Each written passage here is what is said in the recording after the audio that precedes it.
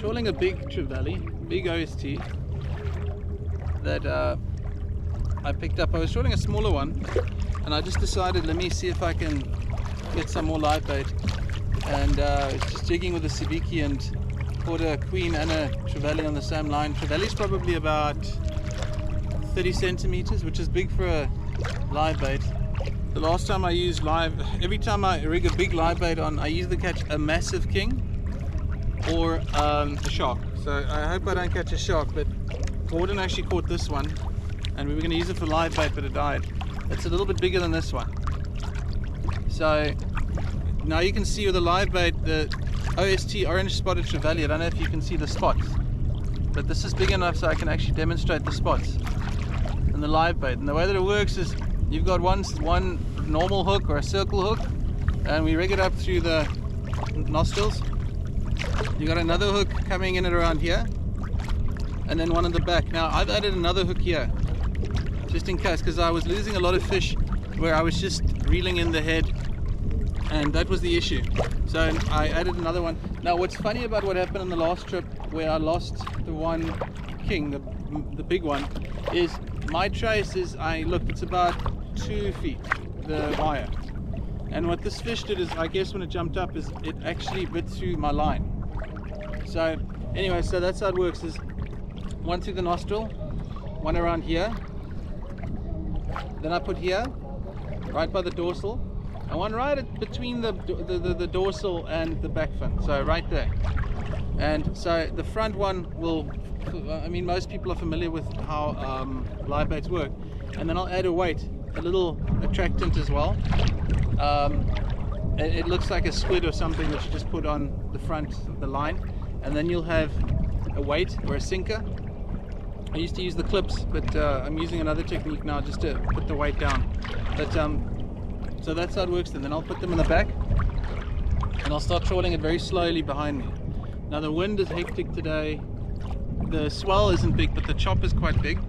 So I'm just taking it easy again, and I'm trawling this big one. It's bigger than this one. Usually the ones we use are about this size, so from head to tail. So you can see the difference in this, and the one I'm trawling right now is bigger than this one. So there's a lot of small kings around, which is fine and it's fun, but I want to see if I can hook into something a little bit bigger. So we'll see if this thing takes. If it does, we know that it's a big fish. And I see I'm going over some big markers now as well, so we'll see. I don't know if those are schools or big fish. They look like single big fish. So I think because I'm in the deep channel now, I'm not going to swing it around again and then be caught off guard. So just trust me, I'm in the deep channel.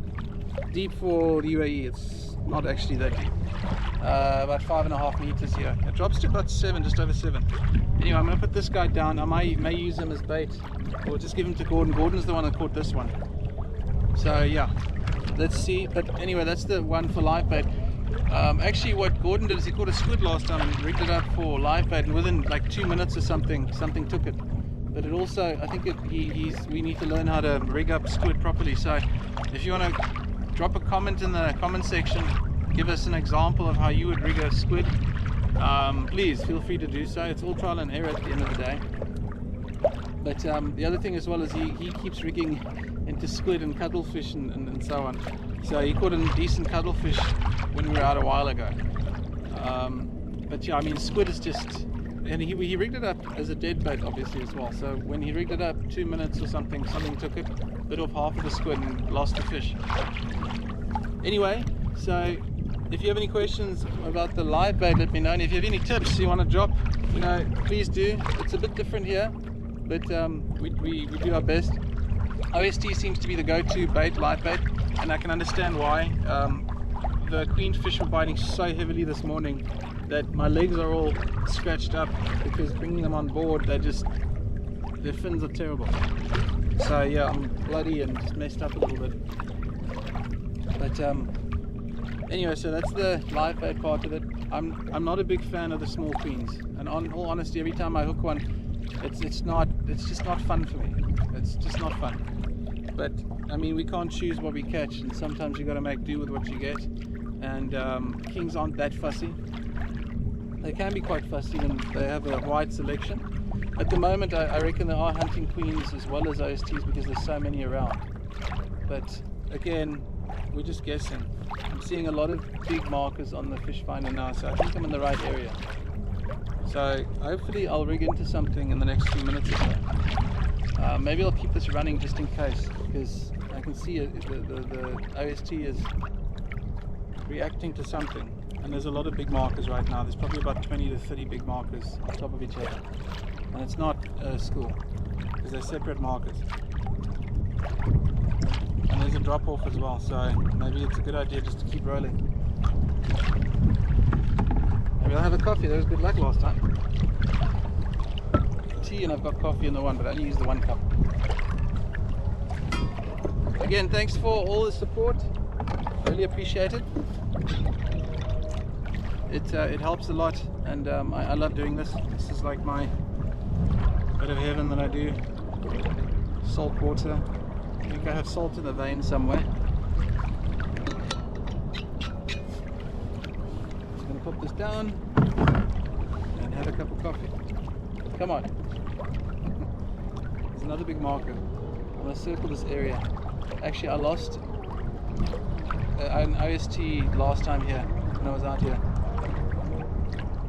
But I didn't lose it. It was split in half, and I reeled in. I don't know how that whatever took it bit into the two halves, or bit in two halves with all the hooks I had going on, but it did. A bit of coffee. So I'm going to go over this again. And there's a lot of markers here. A lot of action. You can hear the ski boat just around me. It's a bit of a nuisance. It's a big nuisance and so dangerous.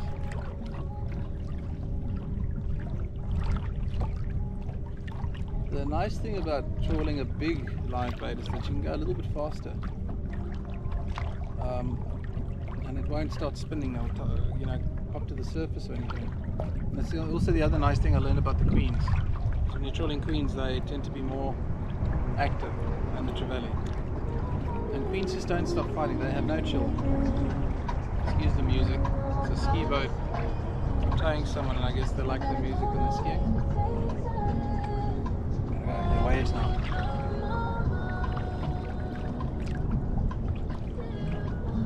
Actually, my biggest king I caught was right around this area. Right around this area we're going through now. A little bit deeper in, but yes, around this area. It was about an 18 kilo. I would probably a little bit more, 20 kilos maybe. It may even be heavier, but I don't want to say it was too big and then have someone question me. And that was last season also. Actually, that's the one I caught on a big queen. It was live bait. So what we might do, because I see a lot of action here, is we might do a double line out. So I'll do the trevally on the one side and that's sinking, and then I'll do a floating redhead on the left, because there's just too much action just to leave it. Even if we look into queens, it keeps you busy and it keeps your mind busy while you're trying for something else. Otherwise you get fed up. You've got to keep yourself busy. Keep being creative. Just keep at it. You know, that's what fishing is you keep trying, trial and error. If you don't catch anything, you got to try another method. That's always what it is. Another boat's coming my way again. What they do a lot as well, which is quite annoying, is they'll go over my line. Quite dangerous, and I think the waterway should be shared by everyone, and people should just be considerate. Yeah. Look at the whole ocean. No, it's there for everyone. At least they're playing Evanescence and not someone else. Just keeping an eye out. See them come behind me probably. So that big king I hooked into right here. There's a huge marker. They're about 3.5 meters. There's also a lot of turtles around here, so who knows. Yeah.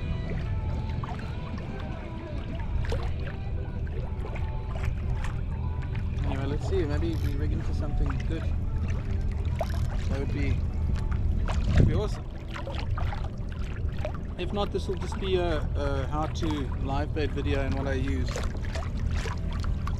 for catching hamur, just that grouper I talked about before. For catching them, it's a little bit different.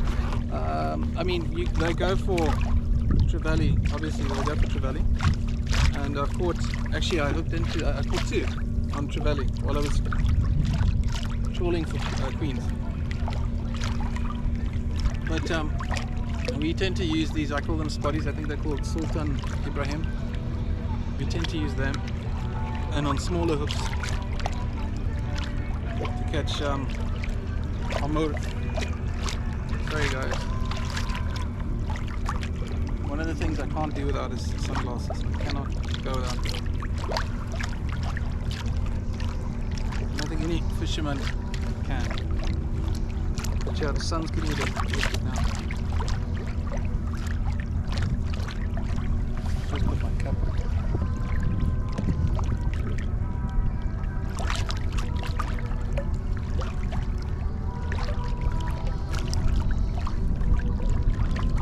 Sunblock on my legs. I left my leggings today. Not sure why now. Actually, the leggings protect you quite a bit. I got cut up in a few places now by those queenfish when I brought them on board, when I caught them on the live boat, on the speaky rig. Anyway, I'm out.